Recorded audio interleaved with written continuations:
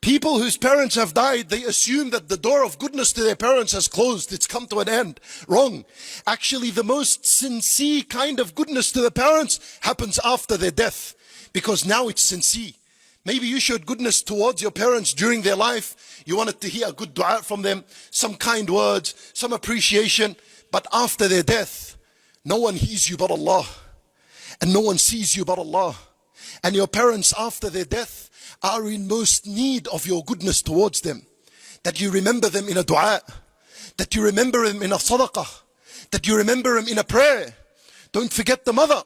That so long as she carried you and looked after you and prepared your meal and put it before you every day, that later on when you grow and she is dead, every time meal and a food is placed before you, it's supposed to motivate you to get up and go feed an orphan, go feed a needy, go feed someone poor. And don't forget the father who looked after you and perhaps left you a fortune in this life.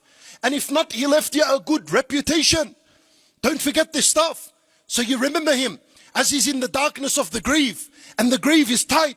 As he's in it, you remember him in a dua you make. And this dua is counted birr towards them, goodness towards them. How many dua a person did towards his parents. Allah subhanahu wa ta'ala opened up the grave and illuminated it for them just because of the dua of a righteous son.